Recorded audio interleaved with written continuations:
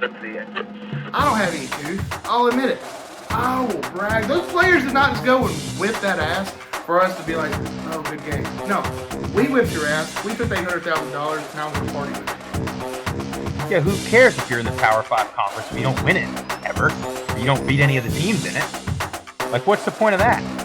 Wouldn't you rather win the conference and say, like, hey, my team is good, than lose the conference and say, well, our conference is good? Well, I tell you what, I got two teams that got me gassed up. It's going to be a hell of a battle. Be like two dogs fighting over a milk bucket. Look, they don't call me Tip for nothing.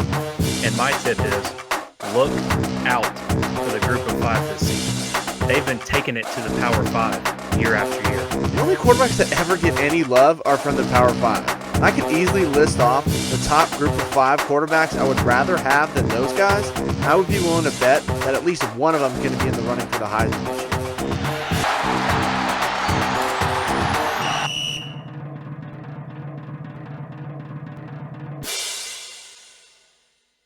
Welcome in, everybody, to the Group of 5 Guys podcast. I am Matt Sprouse, your host. We got a big show for you, as always. Had a big 4th of July show the last time, but this one this will probably be the most informative podcast we may ever do, definitely that we've done so far. We got an interview with Lee DeLeon, Deputy Athletic Director at Middle Tennessee State University, formerly of the Louisiana Ragin' Cajuns. We are going to talk to him a lot about NIL, conference realignment, just the future of college football. But first, make sure if you guys like what you see, follow us on Twitter, Instagram, TikTok, at Group of 5 Guys. Make sure you hit the like and subscribe button on YouTube, Apple Podcasts, Spotify, or any and all other podcast platforms. Also, we did have a really good question for Lee come over the voicemail. Y'all make sure you hit us with your hottest takes, your boldest predictions, 615-900-4286. We got a big show. Let's go around the horn, see how everybody's doing. We'll go to you, Jesse Grisham, dressed to impress tonight. Button-down shirt. How are you? Doing fantastic, Sprouse. Flawless intro, by the way. Probably the best one we've done in 39 episodes. Really good, really good. No hesitation whatsoever. Had a fantastic weekend. I was outside a lot, which, in case y'all didn't know, that's probably the best thing to do for your physical and mental health, is be outside, be outdoors. Hold on just a second. Let me cut you off because that was taken directly off my Instagram, which is a mock. And I'll tell you something. You better get your ass outside for once in your lifetime. I'm actually got some sun, buddy. I'm tan. I'm tan. Take your shirt off. You're whiter than hell. And I'll tell you what. What's happening? What's happening in my life right now? Michaela, we're starting to do a little car shopping. Exciting time in our lives, and. Just decided we were kind of looking for like an SUV type, something that you can combine the safety and size and high vantage point, like kind of an SUV. Looking for the cool factor for convertible to enjoy the sunshine. Found one on Facebook, but the narration of this vehicle was so atrocious, it just turned us off completely. So anybody has any ideas of a good car that's on the market, like an SUV type deal, let us know. Certainly not this guy who has a white Jeep on Facebook. Yeah. Horrible. It's embarrassing what he put on there. Yeah. But doing well. Wow. Thanks for that intro. I'm glad you're doing well, Jess. Big night to attack your host here, Matt Sprouse, but that's fine. We'll move on to Tyler Tipton, see how you're doing this fine evening. How are you? Sprouse, sorry. I'm doing fantastic, Sprouse. Great to see you, boys. I've missed y'all. Yeah, I had a great weekend this past weekend as well. Went down to Atlanta. Took my son to his first Braves game, met up with our boy Taylor Barrett at the game, and had some good quality family time with my aunt and uncle that lived down there. So we had a great time. Must be fun. Did not know you were in Atlanta. I hope you had fun, Tip. Well, you know, the Brave Stadium's what? How many miles is that? I crossed the state line of Tennessee. How many miles? Like is that from 18 the people Grisham saying household? like, "Are you coming to visit? Are you coming to visit?" Yeah. You over here, you just sneak over enemy lines and you just go to a baseball game. You leave. You don't even say bye or hi. That's fine. Listen, I just want to say, Wait a second. I need to You're the jump main in here. one, Jeff Murphy. I need to jump in here because if I'm not back mistaken, in 2010, no, back whenever. no. Let me speak. You had your chance, and you talked about the white SUV that you're not going to purchase, and how you supposedly get outside. If you guys are open to one, just hit the group of 5 guys DMs. I got a Jeep for sale. It's really nice. It is nice. Yeah, It is a nice narration Jeep. on Facebook. It is a nice Jeep. But I think we're up to 2 or 3 times now that you have come to Nashville and secretly went right by my house on Interstate 24 and purposely did not call me because you said, I only had 1 day to be in Nashville. And then I happened to see you out at a bar in Nashville. That was 10 years ago, Jeff. Get over it. 10 Like years 10 ago. years ago. There's no way it was 10 years ago. 2015 when that happened. There's no way it was 10 years ago. Anyways, It the was. point of the story is let's not act like you have not already committed this crime multiple times. I have committed a crime because usually about 10 to 15 people are messaging me, asking me where I'm at. Oh, Tipton. Mr. Big Shot. Mr. Big Shot. Just so many people want to see you, Grish, when you come to town. But one thing I have noticed, Sprouse, one thing I have noticed is since I've opened Domenico's Italian Deli, he seems to always stop by now. Oh, It's amazing how that works. It's amazing how that works. You have delicious sandwiches. Okay, what am I supposed to do? Just go to Subway? Go to you. You have a great business. You have a great model. I You have a appreciate great it. business plan. The sandwiches are great. The meat's great. The cheeses have a high quality. The bread is just. I mean, what? You looking for free marketing on here? Didn't he leave a 4-star review on Google for you, Jeff? Oh, he sure did leave a 4-star review. And you know what? Let's go back to that. We're going to go down rabbit hole. We're golfing. You see a guy named Jesse. Guess what? There's probably like 12 million Jessies in the world. A guy named Jesse puts a 4-star review. You automatically assume it's Jesse Grisham. I mean, it sounded If by the way the guy typed, it sounded just like you. My first time in this establishment. Oh, hey, Zeke, let's not forget about you. How are you on this lovely evening? I'm fired up. I'm sitting back, soaking it in, fellas. I missed the last one, but I'm happy to be back. I'm excited for the show tonight. Before you went on attack mode right off the bat, Jesse, I was actually going to apologize to you for a mistake that I made on our last podcast. I want to apologize to Joey Chestnut. That guy is a world-class athlete. I mean, some idiot protester goes up there and Chestnut puts him in a half Nelson. That's On a great. bum leg. I will give you that, Grish. Let's look back at this. Did anybody here? I mean, I know Sprouse was driving.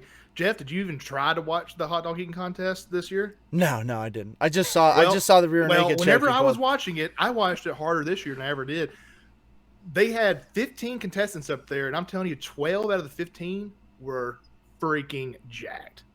I'm talking about veins on veins, popped up, steroids, looking like linebackers in 1982. These guys were monsters. There was no fat asses out there. Oh, come Whatsoever. on. The guy that won the lemonade chugging contest. He wasn't in the hot dog eating Come contest. on. That guy's an embarrassment. That's who you thought was in the hot dog eating contest. He's not in the contest. That guy, I think he died last. Uh-oh. I missed the last episode, but I've been betting on Joey Chestnut since about 2010. So Well, he's got, I mean, I used to tweet him. That's what it was. Sort of halfway joking, but that goes into the college football playoff debates we've been having on Twitter. Is like they still do the damn hot dog eating contest every single year, and they let how many guys up there? Just 15 guys. 15. I thought it was more than that, but it was 15. And we know every single time, injured or not, Joey Chestnut is going to win that thing. And guess what? They all still get out there and embarrass themselves on live television, and we can't put, God forbid, more than 4 teams in the college football playoff. I'm just saying it's time for a change. That's it. That's all I got. But I do apologize, Jess. I appreciate his athleticism. Now, I don't think eating the hot dogs is athletic, but he proved that he does have You know, some ability. Killer you know, instinct. the hostility, the hostility that Clutch. comes off, just time to time from Jesse Grisham, Swag Bear. It's just mound to mound built up rage to just all the bull crap that I get from the show every day, and then sometimes I just explode. Wait a Oh, second. no. You came in attacking everybody else He did. this afternoon. Oh, on episode 39, but episode 1 through 38, I've just been taking it like a champ, No. and I'm just in it. We Yeah, can go all the way back. What was it, like episode 6 or 7, when I tried to describe to the world what boudin balls were? Are you The fact kidding? that you You've think that never that's had 6 a and boudin ball? 7, that was episode like 13, Sprouse. So sorry. Okay, well, Jesus. 25 episodes ago, and you attacked me like 4 times in that episode. Didn't attack you, Sprouse. Just everybody knows what a boudin is, and Andy Gator is sold at every Publix in America. Well, Don't act there's like you're not like you thought. You act like you found an IPA from Louisiana. Like they call it no. Andy Gator. It's literally the gas station right down the road. If you would have paid any attention to what I was saying, as I said before that, they're not giving you free Bud Lights, which is what a guy like Jesse Grisham would do, give you the cheap beer. I was not saying that Andy Gator was some rare breed of alcohol. I was saying, these guys are so hospitable that they're sharing their good beers with me, a I foreigner. will have to go back and re-listen to the episode well, because if that every is the time- case, then I will apologize. Every I time really don't you think that was went the back case. and looked at the receipts of anything, you know damn well I've been right. 90% of the Every time. time. 95% Well, of the time. here's the deal, Sprouse, too, is he wouldn't be giving Bud Lights anymore. He'd be giving White Claws out because he's still waiting on White Claw Wednesday to come out. Oh, But he's got something. Let me just tell you, I've also I love the White Claws, but I'm on the Corona kick right now. Corona. Probably good stuff. Switching it up. Are you just changing beers so you don't have to do your commitments to Miller Monday or White Claw No, Wednesday? no, just like the I got to Corona. pick a beer that doesn't have a day of the week. Corona. And then whatever this thing is, What is that? It's called Hoptimium. Triple IPA. Triple IPA? You never had a triple IPA before? Come on. I'm not, come on, Jesse. I'm not over here just flaunting about it. Just, look, Just whenever you're ready to apologize, that'll be fine. But anyway, hey, we got a huge weekend, group of 5 guys, all of us. So everybody's doing their own thing, but I'll tell you, Sprouse, Tip, and Murph are taking our talents to the Lonestar State. So Friday, Murph and Tip are going to check out UTSA, get a little facilities tour, maybe spend the afternoon in San Antonio. Got some great recommendations on Twitter for where to eat, where to grab a bite, grab a beer.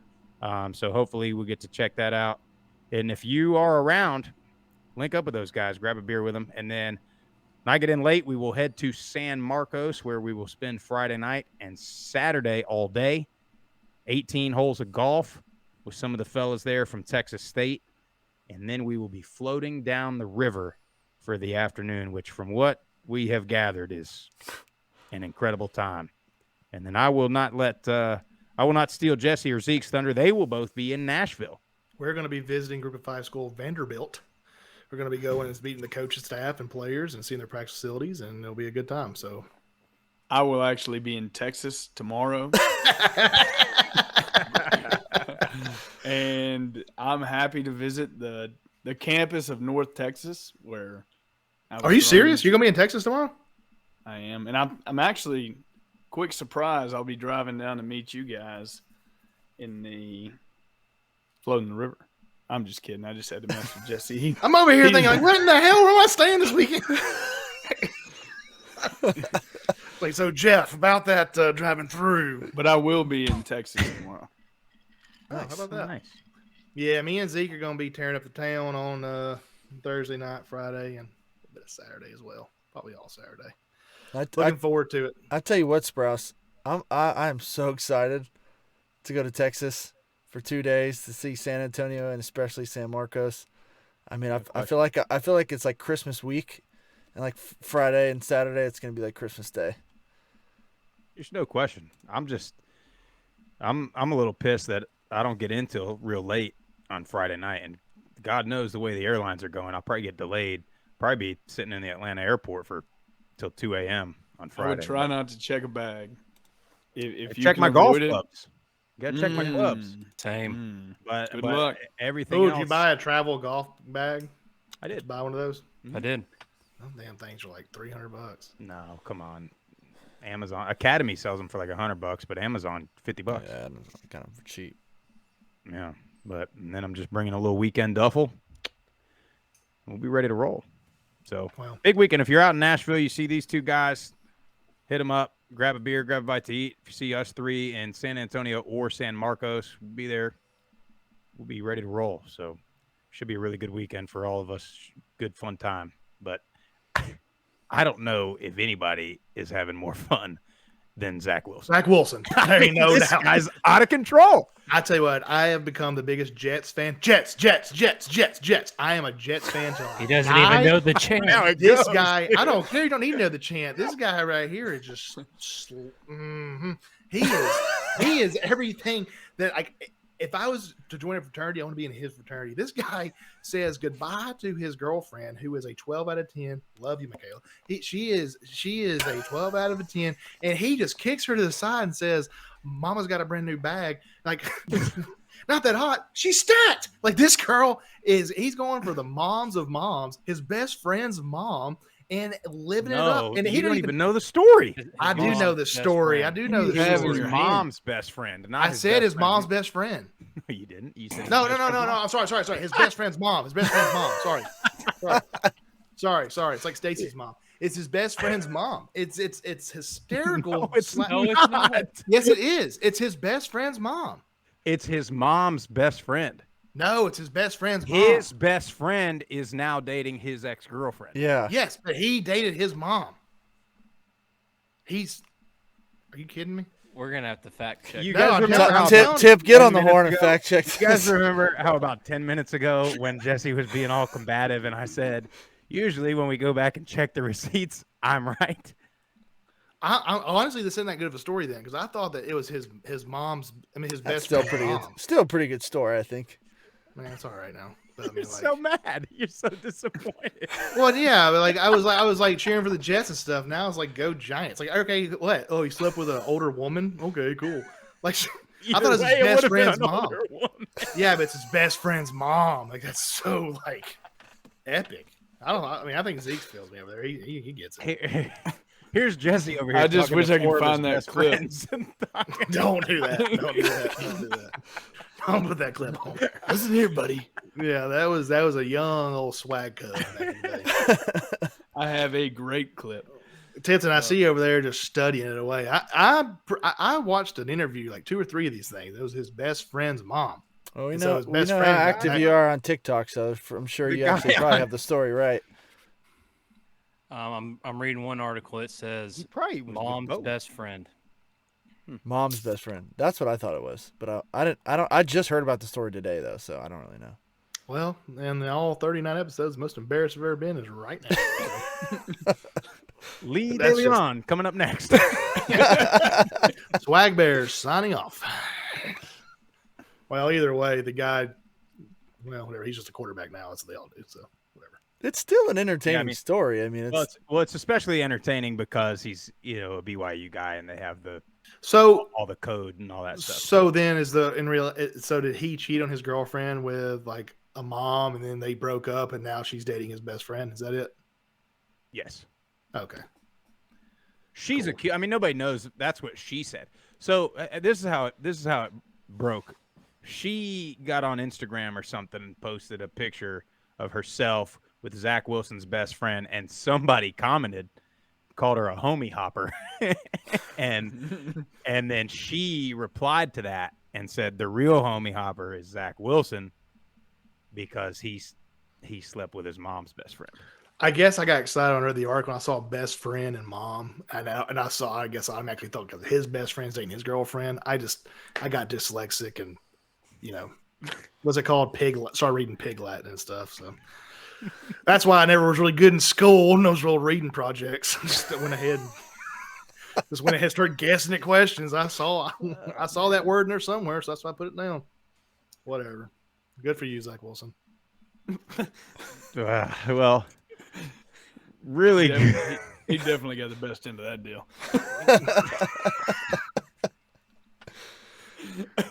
I was so looking forward to just ranting about this. I just feel like Darth Vader is my father. Like I just don't even know how to explain it. Like this is such a shocker to me right now. Well, well, anyway, I mean that's really all we got. until we got this interview here with Lee. No, wait a second. We had a voicemail. We sure do. Sorry, he's been worried about selling his Jeep. He don't have P's and Q's today. He's over there. He's still on Carfax.com right now, just looking up what's going to happen. I like how to us. you took this entire show to make fun of me taking my son to a park. I didn't make fun of your son whatsoever. That was your quote about getting outside, about your physical and mental health. You did that, so we can rewind and check that too. And then you read verbatim my Jeep for sale post, and then you were so excited to talk about Zach Wilson, which you had that incorrect. Yeah. So you have had an awful showing tonight. I will not be on the interview with Lee DeLeon. Not be on that. Good Lord Swag Bear, almighty. you have regret. Yeah, that's for sure. I mean, 39 episodes in, and we can't figure it out. Yeah. Anyway, Jeff, really good voicemail from Stu. Yeah. We love Stu. Great friend of the show. And hopefully we see him in Boone or somewhere of the likes this season. But go ahead, Jeff. All right.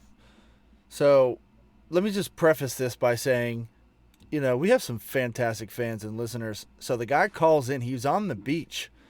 Calls in, and service wasn't that great. So he it was in and out. So direct message the guy, and I was like, hey, man, we want to play your voicemail. We need you. Can you call, leave it again? He's like, yeah. I was worried that might happen because I was on the beach, toes in the sand. I was like, well, what a dedicated fan, man. The guy was listening and just decided to call on his vacation. But, yeah, so we got Stu's right, and he's got something to say. He's got something he wants to get off his chest. Hey, guys. Stu's right from Twitter here. Just wanted to call and tell you how sick and tired I am of the Power 5 doing all this realignment and the rich getting richer with their big TV deals and all that crap. What's going to happen to the money games when all of a sudden they've got push-over conference and non-conference games and they don't have to play, the big money games against G5s that are pretty much the lifeblood of those teams and those conferences? What's going to happen to us then? The rich are getting richer. Basic college football needs a Robin Hood. It sounds like there's not going to be any college football playoff expansion. Are we going to be relegated to a group of 5 playoff? And is that okay with you guys? To me, that feels like Appalachians busted our ass to get up here, and now we're basically going back to a glorified FCS. I'm not okay with it. Just wanted to get your thoughts on it. Thanks. It's an interesting point, and that goes too for what's going to happen with the UCFs and Cincinnati's that just went to the Big 12. Yeah. And now the Big 12's falling apart. So, what do you guys think? Do you guys think if they ended up doing like an additional playoff, would you be for a group of 5 for those teams? Because ultimately it's going to be like the super conference, and then you're going to have another one. So you say no, Grisham? Absolutely not. Absolutely not, because they may not expand the playoffs this year, but I think it's inevitable they're going to expand the playoffs eventually. It might be to 6 to 8 teams, but it won't be this year. I don't care if the Big Ten has 20 schools and the SEC has 20 schools. They're going to complain saying that they need more teams just out of those conferences. I don't see the playoffs ever getting to 12 or 14 like we talked about in the past, or 16, where it was 16. But that is an interesting take, because I never even thought about that. The schools that are coming up to Division I, and then they compete for the FCS playoffs, and now technically it's all kind of slowly full circle going back to that. I never thought about that, and that's really uncomfortable to think about. I hope that's not the route they go, because I don't want a group of 5 playoff. No. It's not right, because again, we can harp on it all season, but Cincinnati showed last year they deserve to be in the playoffs. They were definitely a top 4 team in the FBS in Division I FBS, and that's not the only time it's ever going to happen. We got teams this year coming up: Houston, Fresno State, may have some dark horses in there that are going to be able to compete with all Power 5 teams. So I hope. I'm not for it. I'm not for a group of 5 playoff. I hope that the Power 5 playoff, Final Four, will expand to maybe at least 8 teams. Real quick, if I may jump in and give my point. Yeah, I don't like it. I think we take a step backwards And I think it goes against everything that we stand for. I think our mission is to show and prove that there are some group of 5 schools out there and programs that are talented enough to compete with some of these big time programs. And I think that if you separate and make a separate playoff, then you're not given that opportunity to showcase the talent on the programs, which I think is what our motive is. Well, then how about we do this, boys? What if they expand the playoffs to enough teams? Let's say they end up going to 16 teams. What if they do something like with March Madness, they do like a NIT style tournament and has a mixture of group of 5 teams and Power 5 teams in it, and kind of that would probably eliminate, some of those bowl games. Or, I mean, heck, you could even make those matchups in that tournament the different bowl games. Me personally, I think that'd be entertaining. However, though, your Power 5 guys and Group 5, your seniors are going to play in that NIT tournament. They're going to say, all right, we're going to sit out and go to the draft. They're not going to play in the Cheez-It Yeah, whatever I was about to say bowl that. either. They opt out already. That's a good point. Valid. That'd be a better option. I think Zeke hit the nail on the head. I think even an NIT style thing. I mean, there was a time when the NIT was a big time tournament, but now even you look at that, and I mean nobody really cares a whole lot about that. I mean, you're better off going to the NCAA tournament and losing in the play-in game by 40 than going to the NIT Final Four. I mean, you'd be hanging banners still. But Sorry, I like it better, Tip. That's interesting. I never thought about that. And as long as the group of 5 still has A shot. the main playoff. at the big one, but having that NIT, that's what it's going to end up being. You're going to end up getting all the big brand names. You could have a 8-4 Texas or USC, and they're going to get to play in the playoff, and then you're going to have an 11-1 Northern Illinois that's going to get screwed and go to the NIT. So yeah, this power conference ain't going to change anything, Sprouse, in my opinion. You're going to still have your same 4 or 5 power teams, in my opinion. Tip, you're smarter than I am. You're probably going to disagree. I see the Alabamas and Ohio States, and they're still going to, and Clemson's. If Clemson goes to the SEC, is it going to affect their recruiting? No, they still got the best recruits. Ohio State, like USC going to the Big Ten, is it going to get them better recruits? Do you think? Do you think them going to the Big Ten is going to get them more 5 stars? I think what's going to happen is, I agree with you on that, Jesse. I think what's going to happen is you might get more conference games, since those 2 are going to have 20 teams in it. You're going to have more conference games, less non-conference games. And then this is where we talk about those preseason rankings and the season rankings in general. I feel like they're going to rank some of these average teams in the Big Ten and the SEC higher than what they should be, and they're going to look more like good quality wins for some of these average teams, and they're going to get those last playoff spots whenever it does expand. Let's look at this debate. Sorry, it's probably going to get my last thing. I'll be done. Swear to God. Let's just say, let's use App State for example. They run the table in the Sun Belt. They go undefeated. Great season for them. That means they beat North Carolina. They beat Texas A&M. Now you have a team like but let's say Oklahoma in the SEC. They run the table, but they get beat by Alabama by 35 points. But they are also 10-1 or 11-1. Do you put in a team that got ran over by 35 points by Alabama, who will be number 1 in the nation, or do you put in an undefeated App State who beat a Texas A&M and North Carolina? The debate. My point of saying that is they would put Oklahoma. Of course they would. Well, maybe not. But I'm saying, but that is the debate we're going to be having in 15 weeks from now, if that were to be the case.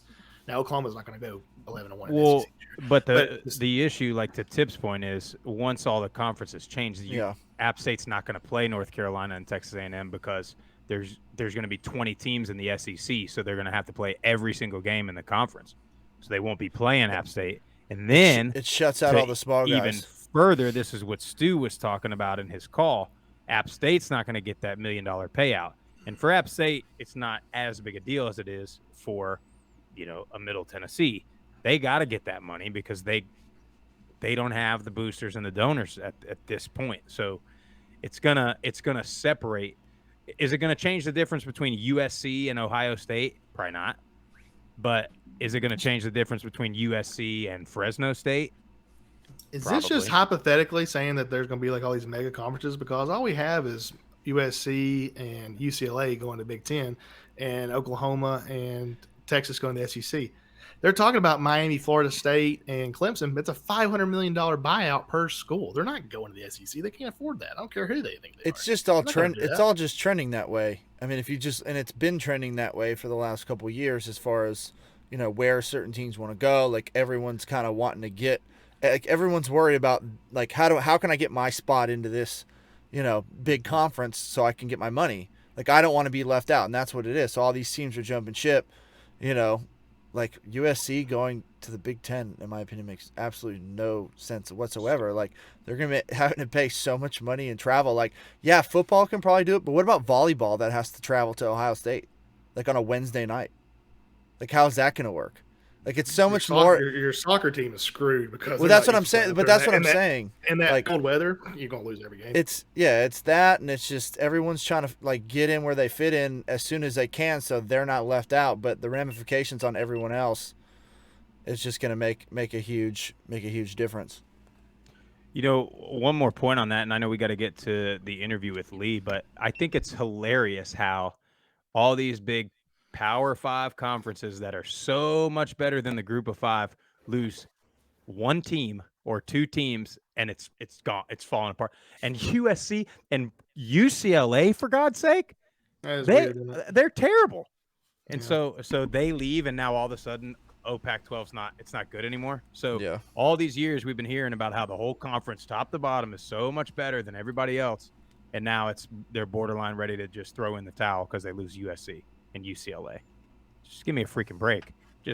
I mean, I don't know, man, but I don't know what's going to happen. I'll be interested to get Lee's take on it. I don't care how many teams go to the Big Ten or the SEC. It's just proving a point that all these greedy bastards, as what Sprouse said in the past, real college football, and it's not just our promoted Group of 5. I think real college football in the future, now and in the future, is going to be Group of 5 football. It's going to be players there for the real reasons to play college football. They're not going there just for 1 or 2 years to go and make an NIL deal and go try to make the pros. Group of 5 it's going to be the actual CFB going forward.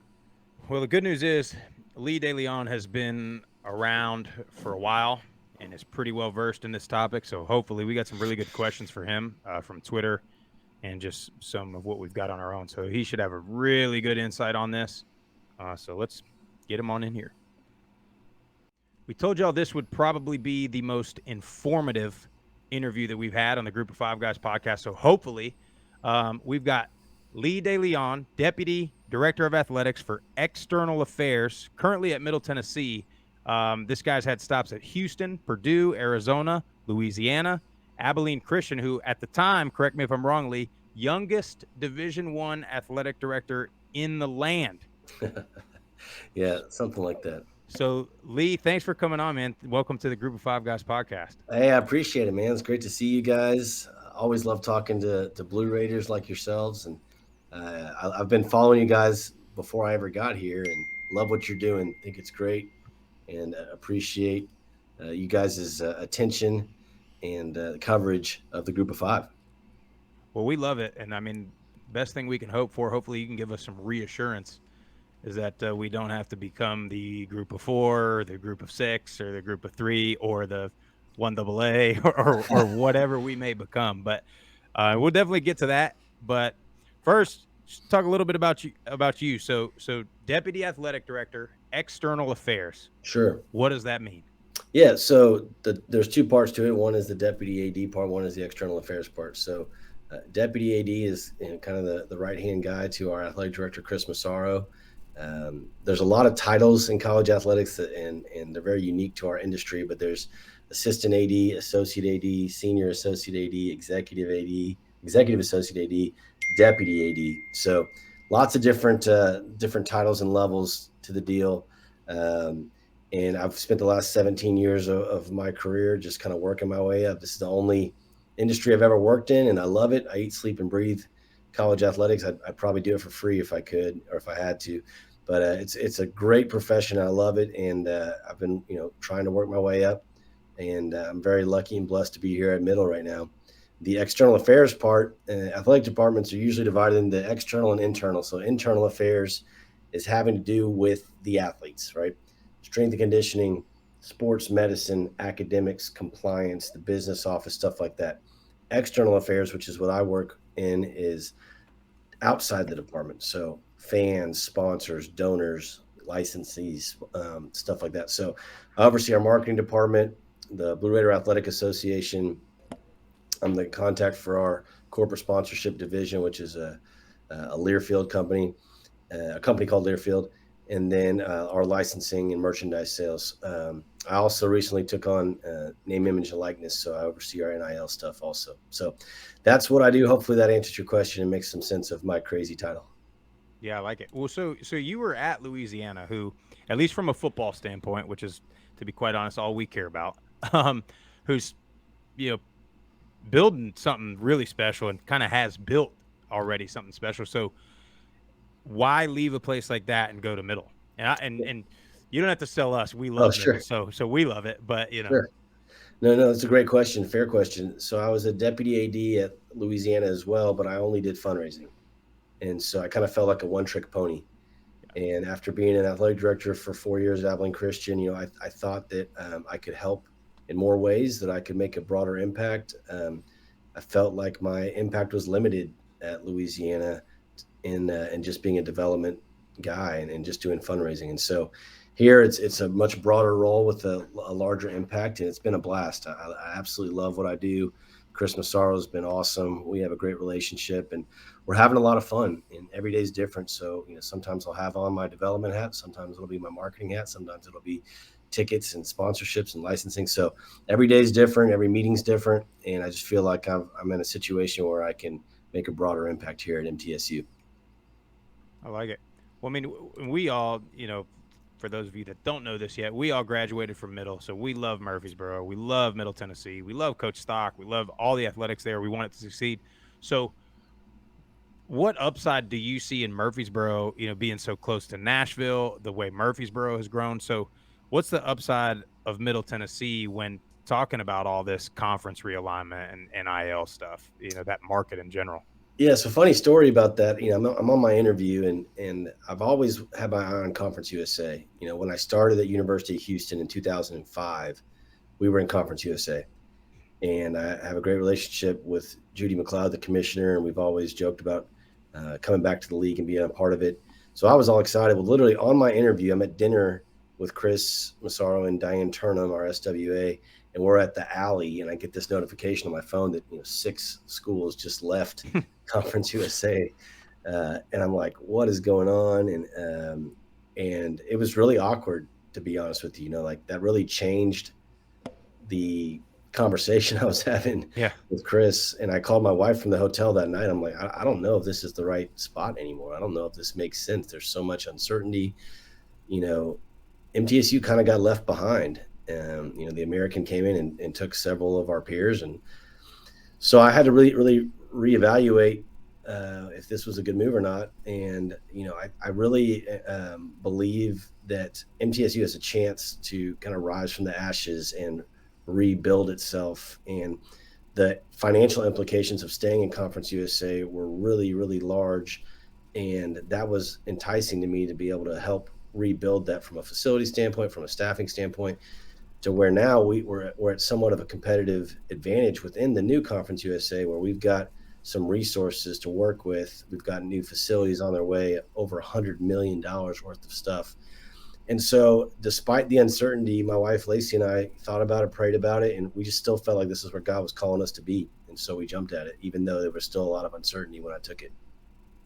Lee, I got to know. So when you looked at your phone, did you put your phone back in your pocket, or did you say, I said, hey, Chris, I got to know. Do you know about this? Yeah.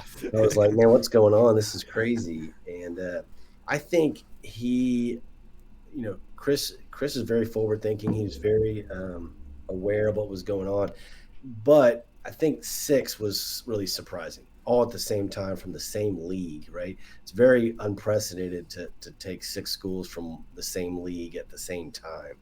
So, I think everybody knew UAB was going to make sense. I think everybody knew North Texas made sense, that both in big metropolitan areas with new facilities and a good fan base.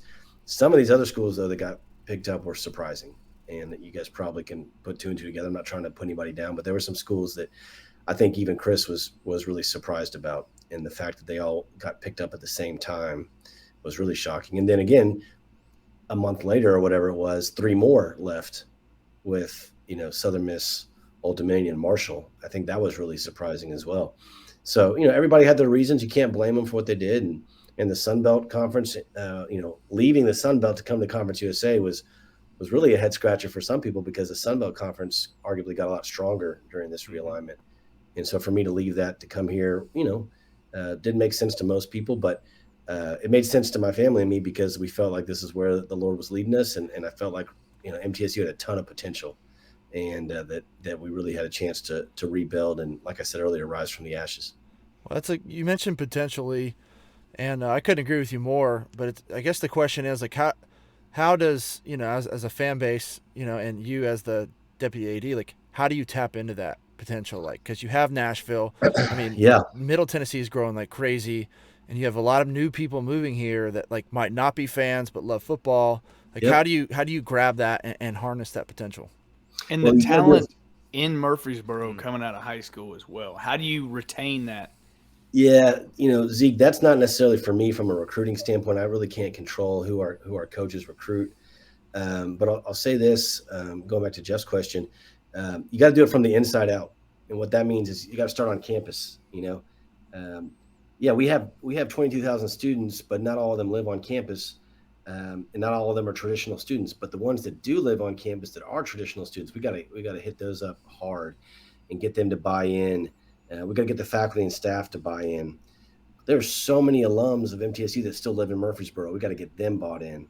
Everybody talks about Nashville, and you're right, Jeff. Nashville has a ton of potential and opportunity, but I actually don't meet a lot of people who live in Nashville and come to our games. Yeah. The people that come to our games and buy season tickets and make big contributions annually to the Blue Raider Athletic Association, most of them live here. They live in Rutherford County. And so we got to go from the inside out, start with our inner circle, the people that are on campus, students, faculty, staff, then the people that are alums that live in this area in Murfreesboro, then maybe a little bit further out in Rutherford County, but not in Murfreesboro, like Smyrna, and then out to Nashville and Greater Tennessee. So I think that's how we do it. I was actually talking to the staff this morning. We had an external meeting this morning, and I said, look, I want to double down on the people in Murfreesboro that care, the people that are bought in. Actually, Jeff, I mentioned Domenico's. I said, look, I'm in Domenico's like every week, and they love us. Jeff loves us. They give discounts to MTSU, but we need to make sure we have a strong presence there, that we have signs up there, that we have banners up there, that people, when they walk in, they know that they're at a college town supporting the college team, right? And so we're doing a campaign in August where we're going to hit up 25 different stores, venues, restaurants, including yours, and stake our flag in the ground at that store and at that restaurant and say, hey, this is Blue Raider country, and you're going to notice us when you're in town. I love it. So we got a lot of work to do, but that's how we're going to start. I want to make sure everybody that comes to Murfreesboro knows that this is Blue Raider country, and they're going to feel our presence. They're going to see us. We're going to be visible. The other thing that I'm doing, Jeff, honestly, is one-by-one relationship building. Zeke and I went to lunch the other day in Nashville. I just think that, so many people try to just sit behind a desk and send emails or tweet out on social media. Like, I'm just trying like crazy. I go to lunch every day with somebody different, and I'm just trying to meet people and get to know them and ask them questions and build relationships and learn about their experiences. And so we're taking a one-by-one approach also. So begin inside out, and then do, personal relationships. You can't touch them all, but you can touch a lot. And so we're trying to touch a lot individually and get them bought in as well. We talk about that, Lee, all the time, about the personal relationships. I mean, we're a social media account, we're guys, we want to go to games, get a little inside scoop, but the biggest growth of support that we see is when we go to a tailgate and shake the hand of 100 fans. Face to face, right? And those 100 fans will be riding with us. I mean, even when we first started this thing, we had like 150 followers on Twitter, and Jesse and I went to Atlanta and went to Georgia State, shook hands with every single, Panther Athletic Club, whatever their booster club is there. And those guys have been riding with us since we started it, and it's just grown. And every time we get to go to a game and shake hands, it keeps growing. There's an expression in our industry, I'm sure it won't surprise you. It says people give to people, right? Yeah. So if they like you and if they believe in you, then they're going to support you, right? And, I remember when Chris was recruiting me, he said, look, things are a little stale right now. I need you to come in and bring some life and energy to this place. And I said, well, that's one thing I can do. I have a lot of energy and I love people. So if you'll let me, I'll just go out and start meeting people and building relationships one-on-one. And he's enabled me to do that. And so I think we're off to a good start, but we got a long way to go. So what can, and this goes for, any school in the country really. So what can the average fan do aside from donate, of course, go to the games, of course, but what can they do to help that cause? Yeah, I think introduce you to people that can really move the needle, referrals, if I go and meet with somebody, like let's say Jeff and I go to lunch and he says, hey, I played football here and one of my teammates, they just sold their company for X number of millions of dollars. Like, hey man, can you introduce me to that guy? Like, or, hey, I got a teammate and he was a season ticket holder forever. And now he's mad because such and such did so and such and such, can you reach out to him and reconnect with him? Can you go see that guy? Can you go mend fences there? So, really be the ears to the ground and help us know, we got over 1,000 members of the BRAA, but who are the people I need to go see like right now? Who are the people that I need to rebuild relationships with, restore relationships with, and who are the people that can really help us, who can really move the needle? There's a lot of people out there that have money that can support the cause, but they've never been asked. And so our job is to go out, build relationships, and then make the ask. We're not just good friend raisers. We want to be great fundraisers. There's a big difference. Anybody can be a friend raiser, but very few people can be fundraisers. And so you build the relationship and you get them to buy into who you are. People give to people, that whole mentality. But then eventually you got to ask them for money and ask them to support the cause, buy season tickets, whatever it is. But you got to become not just a friend raiser, but a fundraiser as well. Man, that's good stuff. I mean, I just wish, I know everybody feels like, because when we go to places, there's always that really strong tailgate of freaking diehards. They give money, they go to every game, they got every hat and piece of memorabilia, they got the man cave, and they're looking around thinking like, why am I the only one that feels this way? Right. So and honestly, the reason why I got into college athletics is I'm that guy. Right? I wasn't good enough to play like you guys did. I wasn't smart enough to coach. I'm just a diehard college sports fan. And so that's how I'm wired. So I resonate with people like that, to use your, going back to your example, the diehards that are at every game, that tailgate and buy hats and that are all in. That's my wiring. Yeah. And so I relate to that. So this job is really fun for me because I get to meet people that are wired the same way I am, that have the same passions that I do. I think with a place like MTSU, there's people out there that have that same passion. They've just kind of lately, as Chris said, it's kind of gotten a little stale. And so we just got to uncover those passions, right? And really fundraising in a nutshell, I told this at another podcast I did recently, it's taking a donor's passions and matching them with the university's needs. And when you can marry those two, it's a beautiful thing. So we go out there and we listen to people like, hey, what are you passionate about? What gets you excited? And then we tell them, hey, we have these projects, we have these needs. And then when you make that ask, it's not awkward or uncomfortable. It actually is pretty easy, getting people to marry their passions with our needs. So that's what we're trying to do. And we have a long way to go. There's other things that you can do without giving money. You can follow us on social media. You can come to the games. You can buy merchandise. But I think right now at MTSU, I mentioned we have about 1,000 donors. That's actually not very many, all things considered. I was at New Mexico 10 years ago. We had 4,500 donors at the University of New Mexico in the Lobo Club, right? It's a very similar size program as MTSU in the Mountain West Conference. and they have 4 times as many donors as we do at Middle. So we just got the MTSU fan base and alumni base is big enough. We just got to go find those people that are passionate about it, and we have to express the needs. I'm all about it, man. I think you know, from everything that I've seen, you're on the right track, and we just got to keep it going. But with the landscape of college football changing so much, we want to know your, kind of where your mind's at, where you think kind of everything's kind of headed. We have a bunch of fans, wanting to know like what's going to happen. Obviously you don't have a crystal ball, but I mean, what do you think about all this realignment stuff? Well, I have a lot of opinions. It's we're in uncharted waters right now, and every day something happens, so you're kind of scratching your head like, man, is this real? I mean, when UCLA and USC are leaving the Pac-12 and going to Big Ten, like that, it's such a mind bender, such a head scratcher. Like, yeah, it makes sense financially, but I can't imagine a USC volleyball player flying to Rutgers. Like that's just it's crazy to me. Yeah, that this is happening now, and so the world that we live in it's all about TV contracts. Okay. And everybody's trying to get bigger, better TV deals. When I was at Purdue and I was in the Big Ten, they were making $50 million per year per school in the Big Ten, right? So every Big Ten team every year got $50 million. And that was 3 years ago. It's probably bigger now. But in the Pac-12, that number's like in the 20s, right? So it makes sense why UCLA and USC are like, oh gosh, we can get 20 million more per year by being in a different league. Well, yeah, the extra travel costs are going to be high, but they're not 20 million high. Right? So let's just use round numbers. Let's say, hey, it's going to be $5 million extra per travel, but that's a net 15 million positive, right? So I don't know. I'm just making numbers up, but the $50 million a year number is real. And that's more than any other conference at the time. That was more than the SEC at the time. And so now when these TV deals are coming close to expiring, conferences are thinking, okay, what can we do to get more money when we go through negotiations?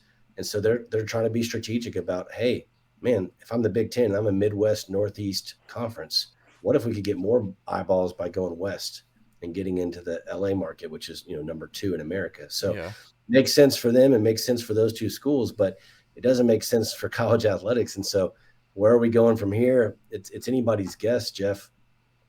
What I'm hearing mainly is, 2 super conferences, the Big Ten and the SEC, and each one would have, 20 something schools. And then those 2 conferences would kind of break off and do their own thing, have their own rules, have their own regulations, and be, play by a different set of rules than the rest of us. And so what could be interesting is the kind of mid-level or lower level Power 5 schools. What happens to them, right? Yeah. And I'm not trying to throw anybody under the bus, but Iowa State, right? If SEC and the Big Ten get to 20, Iowa State's probably not one of them. And so what happens to those kind of lower level, mid-level Power 5 schools that don't make the cut? That's going to be really interesting. And, do they maybe go back and the people that aren't in these 2 power conferences, maybe they go into some kind of they revert back to the collegiate model more, right? Where there's no NIL and there's no, cost of attendance stipends or whatever else that has happened in the last few years that's really expensive, that costs a lot of money. If their TV deals go from 30 million a year to down to 10, then they all of a sudden have to cut back. And so maybe they revert back to having a $75 million budget instead of a $95 million budget. And then they have to change the rules by which they play. The other thing that I'll say, not to ramble here, because I'd love to have it more conversational, but I think the Olympic sports outside of football and basketball, I think they're going to get rid of the whole conference play, regular season play. Like if you look at how we do tennis and golf here at Middle, those are 2 of the sports that I work with. They don't play conference matches during the regular season. They just play in a conference tournament. So it's not like baseball, football, softball, where you play conference games and then you have a conference tournament. What they do is they play regional matchups against teams that they can travel to that they think are good competition, and then they play in their conference championship. And so you may play a conference team for the first time all season in the conference tournament, and that's okay, right? I did not know that. So maybe we could do that in all the other sports, so that the UCLA volleyball team's not going to play Rutgers, like I mentioned earlier. Maybe UCLA volleyball plays Pepperdine, and they play San Diego State, but then the conference tournament happens, and then they fly to New York for that. Yeah. And all the Big Ten teams come to New York for a conference tournament. So something like that would make sense to me. And so just because you're in the conference doesn't mean you have to play all the teams in that conference every year in every sport. And that's not how it has to be. And so I think that's probably how it's going to start. But I think we'll get away from that here in the near future. That's just my opinion. Do you see some of these, quote, Power 5 schools that, I mean, let's be honest, have no business really being, that are currently in the SEC or the Big Ten? Like, are they in, or are they, a team like you? Like we bring up Rutgers. Yeah. I mean, if you're at 19 and you got Iowa State and Baylor sitting there, I mean, all sports included, they're probably better athletic programs than Rutgers. So does that happen, you think? Or it could. And do you have to buy in? Is there a buy-in? There is. So? Yeah, there's a buy-in, but the teams that are already in the league, that's a great question. I do want to go back to one thing I said earlier, is it boils down to eyeballs. Yeah. And Rutgers, as much as it doesn't make sense to a lot of people, it's in New York, or it's in New Jersey, but you have the New York TV market. Yeah. Right? Yeah. A lot of Rutgers alumni live in New York City, and Ames, Iowa, and Waco, Texas don't have the same eyeballs that Rutgers gets with New York City right down the road. So it's crazy. That's something else just to think about. Like when people are expanding their conference slots, like who's going to add eyeballs, right? So if I'm the SEC and I'm thinking about, should we expand? Should we not expand? Like, what are some markets that are big that you're not tapping into that you could tap into? And would that help you, right? So like, the rumors out there right now are like Virginia Tech, Clemson, Florida State, right? Well, to me, if I'm the SEC, and this is just me, it's my opinion, take it for what it's worth, but Florida State probably makes more sense because you got Orlando, right? And you got a big market there. That makes more sense from a TV contract than maybe a Virginia Tech that's in Blacksburg, Virginia, right? So those are just the things that I think people are really paying attention to at the conference level. And you get it when you're talking tens of millions of dollars annually. It makes sense. But man, it kind of scares me for what's to come for college athletics, because I think it's going to look completely different in a few years from now.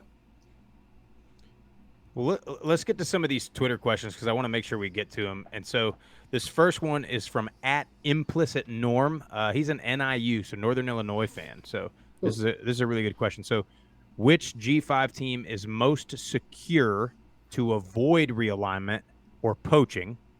And then are there any FCS teams that may be absorbed to offset? Is it the Group of 5 team or Group of 5 conference? Well, he wrote team, so he's probably saying, I don't know, I hope NIU doesn't get screwed here. Is what he but yeah, I think the MAC is really stable. I'm gonna take the conference route. So I think all the MAC schools are really stable. I don't think that they're necessarily going to get poached. I think the league that is most likely to get poached, I would think, would be the Mountain West. If I'm the Pac-12 and I'm looking to make up for the two that we just lost, I'm looking at Boise State. I'm looking at Colorado State, because you already got Colorado. I'm looking at those types of schools. San Diego State, if you want to continue to capture the Southern California market, you don't want to lose that completely. There's a lot of SDSU alums in that part of the world. So I think the Mountain West is ripe for the picking if they go that route. But they also may want to plug, Big 12 teams away, right? Or vice versa. Maybe the Big 12 is going to try to plug Pac-12 teams away. They may stay they may stay Power 5 and not dip into the Group of 5 at all. But if they do dip into the Group of 5, I would think that the Mountain West would be the most likely to get rated, and I would think the MAC would be the most stable. What was the second part of the question about FCS? Yeah. So what are some FCS teams that are ripe for the picking to jump into the group of 5? Yeah, I mean, I was at the FCS level for 4 years, and you always got to think about North Dakota State. Yeah. The best team in the country, and they've done it consistently for the last decade. Is somebody going to pick them? I don't know if North Dakota State wants to go FBS or not, but that's one that obviously has some potential. One of the best just went FBS, which is Sam Houston State, and they're now in our league. But Sam Houston State's rival is Stephen F. Austin, and they've had a long-standing rivalry for decades. And I think SFA, which is just north of Houston, kind of in East Texas, I think that's a potential new FBS school as well. So who knows? There's a lot of good FCS teams out there. James Madison just got bumped up, and that's another really good one. But yeah, we'll see. It's going to be interesting. Quick sidebar question, Lee. So when you have conferences are making decisions like this, do they take like the rivalries kind of into consideration when they're talking about picking up bringing up a team? Well, I thought that they would, but then look at some of these rivalries that just are getting blown up. Yeah, now. That's true. Like I my family diehard Texas A&M fans, and my dad's diehard UT fan. So I grew up every single Thanksgiving of my childhood going to the UT Texas A&M game, and then A&M left and went to the SEC, and it didn't really matter. You're kind of what, and then now you look at Oklahoma and UT going to the SEC, and now Oklahoma State, Oklahoma have been separated. Like, that's crazy to me that Bedlam is no longer in the same conference, right? And then even like, not necessarily rivalries, but I think it's interesting that UCLA and UC Berkeley, Cal, they're in the same system. Yeah, I don't know how that's going to work. System, and now they're in different leagues. So, yeah, I don't think that it plays as much as you would probably hope that it would. I think it might play, or maybe it should play in that Power 5 or Power 2 expansion, right? So, like, if I'm the SEC, I would want to add Clemson. So you got the South Carolina Clemson, and then I want to add Florida State. So you have Florida State. You could absorb some of these rivalry games that are not in the same league right now. That's a good point. And bring them in together. So to me, that could make some sense. But who knows? I don't know what they're looking for at this point. I grew up in Texas, where the Southwest Conference was the deal. And I loved the Southwest Conference because every single school was in Texas, plus you had Arkansas. So it was so geographic. It was so regional, lots of rivalries. But I think those days are gone, at least in football. So the conferences might not take a look, but would the athletic program, like, for example, when the talk was about Middle and Western maybe going to the MAC, was, the two ADs talking like, if you go, I go. If you stay, I stay, kind of thing? Or yeah, I mean, sure they were, but like keep in mind these decisions about conferences, as much as the ADs have input and have knowledge, the decisions are made by the presidents and the board of trustees. And so an athletic director could have all the opinion in the world and be completely left out of the final decision. So really what the AD's role is to provide the president and the board of trustees with data to support a decision one way or another, or whatever data the president requests. And as much of an opinion that the AD might have, it's going to come down to the president. So I would think, going back to your questions, it's probably more the president's talking about being a package deal or whatnot than the AD's talking. Fair enough. Another question from Twitter. So this one is from @Creme Brulee 2016. He's a Texas State guy. We might see this guy this weekend, guys. So his question is, and I'm paraphrasing here, how does the realignment affect the college football playoff? And second part to his question, do you see the group of 5 conferences sort of following in the footsteps and forming 2 or 3 bigger so-called super conferences? Yeah, good question. So the college football playoff first, they just decided to wait on expansion. And, I think a lot of people, myself included, were disappointed by that decision. I think, 8 or 12 makes a lot of sense. but for whatever reason, they shot that down and they're sticking at 4 for now. If you go down to 2 super conferences or whatever the number of super conferences there are, which is what it seems like we're headed, how does that affect the college football playoff? I don't know. I mean, I think right now those decisions were made by conference commissioners, plus the Notre Dame athletic director, Jack Swarbrick, because they're independent. But I think that you might see a different outcome if you have this new realignment of conferences. You might see a different votes for the college football playoffs. So I don't know when the next time they reassess that decision of expansion, but it sounded to me like most people feel like it's inevitable. So it's not a matter of if, but when. Just for now, it was voted as not right now. So I do think it's a strong possibility for college football playoff expansion. But everything I'm reading is just, hey, it's not a matter of if, but when. Another side note to that. Why, if you could answer for the fans here, why does Notre Dame get included as an independent and an Army West Point or a BYU doesn't necessarily? Yeah, that's a good question. As a Notre Dame grad, I think it's cool. I love it. I'm glad that they have a seat. I was unaware of that. Sorry. Yeah. Yeah, I got my diploma right here. I'm a little bit biased towards the Irish, but yeah, I mean, I think it's great that they have a seat at the table. I don't know why all the other independents don't, to answer your question. But I think there was another part of the question I didn't answer from the last guy about realignment of Group of 5 leagues. Was that correct? Yeah. Do you see them, the Group of 5 conferences, trying to form 2 or 3 larger super conference types? You know what? I actually personally, and this is not Middle Tennessee State speaking, this is me. I think that'd be great. I think that the Sun Belt and Conference USA should merge. I always thought that, even back when I was at Louisiana, I thought that. I just think there's so many regional rivalries and easy travel partners that it makes a lot of sense for us to be in the same league as UAB and Troy and Southern Miss and La Tech and Louisiana Lafayette and North Texas, Texas State. I just think that there's so many people within this area that make a lot of sense. So I would like that to happen.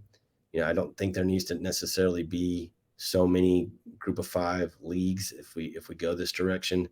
So if the Power 5 consolidates, I think it makes sense for the Group of 5 to consolidate, but that's just me. You think if that scenario happened, do you think we would lead to a Power 5 national champion and a Group of 5 national champion? Yeah, I think that could absolutely happen. Absolutely. Last question from Twitter. This one is from College Football Tour. And if you're looking to follow them, it's college_FB_tour. These guys we met them at UAB. These guys are pretty cool. So they're touring all the stadiums. So his question is, I hope for an expanded playoff, but as a traditionalist, I also love the bowl games. Do you think that there is a way that both can coexist in the future of college football? Yeah, that's a great question. And I've been thinking about that since I saw it online. And, I hope so, because I'm a big fan of bowl games as well. The tricky part is if you expand the playoffs, you would have to have multiple weeks of games, right? Because you don't want to play more than one football game in a week. You guys know that, being former players, right? And so if there's 3 rounds, then that's 2 extra weeks that you're not currently playing that you would have to factor in. You got to also factor in school, and you got to factor in finals, and you got to factor in stuff like that, right? So it's not like we work in pro sports where these kids are not in class. They've got class, they've got finals, they've got grades to worry about. And so I do think there's too many bowl games, just my opinion personally. I think that there's some of the luster of bowl games has been lost over the years because we keep trying to add bowl games. And when you get to a point in some seasons where you're like desperately adding teams, even if they don't have 6 games, and you're going to academic tiebreakers to add a 5-win teams, like that seems like we've lost our way a little bit. We've got too many games. So could they coexist? Yeah, you could reduce the number of bowl games, and you could have more rounds of the playoffs, and absolutely they could coexist. Or, do the bowl games become the rounds of the playoffs, right? and you somehow merge the two. And so, the first and second round games are played at certain bowl games, and you still call them those bowl games, right? But maybe they're, steps along the way towards the championship. So I don't know. Someone a lot smarter than me will be able to figure that out, but I do think that they can coexist. Yeah, we were talking about that earlier about, a playoff tournament type deal with the bowl games. I think that'd be cool, but I'm a fan of, and I wish they would do this regardless of how many teams. I wish they would do on-campus playoff games. I think that would be some of the best environments. I can tell you this much: when we had the Sun Belt Conference Championship at Louisiana Lafayette last year, and they hosted App State, I mean, it was incredible. It was electric. It was a lot of fun. Could you do that same thing for a bowl game or a college football playoff game? Absolutely. And that's happened. Again, it's kind of like in baseball with regionals and super regionals being at the on-campus sites. So there is precedent in some other sports. But, man, I'd love to see that in football as well. I agree. That'd be awesome. Yeah, especially if you did get in. Of course, I'm fighting for the expanded playoff, but I'd love to see if you had last year, a 4 Cincinnati hosting what would it have been, a 12? Notre Dame. It would have been Notre Dame probably. Yeah, and I mean, you'd get some of the best crowds. I mean, you'd ever see. Even if it was, at a team like Alabama, who's used to, sellouts and hosting big rivalry games all the time. Even those environments would be even more electric than you're getting now. Absolutely. That's just my humble opinion. Well, that's all I got for you, Lee, and that's all we got from Twitter. You guys got anything else? I just appreciate you coming on, talking to us, and shedding some light in this world of uncertainty. It's a lot, and this has been fun, guys. Y'all are awesome, and again, I really appreciate what you do and love your passion for the Group of Five. And as I told Zeke and Jeff, I know a lot of other people that are way smarter than me that we can get on these shows and have them with you guys and shed some light on the future of college athletics. So happy to help you guys in any way that I can. I appreciate it. We appreciate you, Lee. Yeah. Right, hopefully everybody got their questions answered. Lee, we appreciate you coming on, and we're obviously supporters, the Blue Raider Athletic Association. At least most of the Group of Five guys are. And so everybody, for everybody that's listening or watching, go to the games, donate to your freaking school. If you got a rich friend, introduce him to the deputy AD, and let's get this thing going here. Let's screw these TV deals and all this realignment business. Lee, thanks for coming on, man. Yeah, appreciate you guys, and we just got to make sure that we're positioning ourselves in the middle, that whenever the next round comes, that we're ready. And so it's an exciting time to be a Blue Raider, and appreciate y'all's time today. Thanks, Lee. Thanks. See you guys. A lot of information there. Hopefully some reassurance. I'm still a little concerned about the situation for the Group of Five and the Group of Five guys, but I think college football will be fine. I mean, they're going to put something out there to entertain us. So at least we got a little information on how it kind of works. Yeah, I didn't really understand exactly how it all went down, so at least we kind of understand the process a little more. Yeah, definitely interesting. I mean, a lot of interesting points, but it's really the president's call versus the athletic department. So I mean, we know they're the greedy politicians. So that happens, but we definitely thank Lee for coming on, man. That was a lot of good stuff. And thank you for everybody that asked questions on Twitter, and Stu for the call. If you guys like this interview or any of our shows, make sure you hit like and subscribe on YouTube, Apple Podcasts, Spotify, and any other podcast platform. Y'all make sure you follow us on Twitter, Instagram, and TikTok at Group of Five Guys. And then if you want to display your voicemail on here, or you can text it, we've got the Hot Take Hotline at 615-900-4286. We will see some of y'all in San Marcos, in San Antonio, and hopefully some of y'all in Nashville this weekend. Group of Five Guys, we're out of here.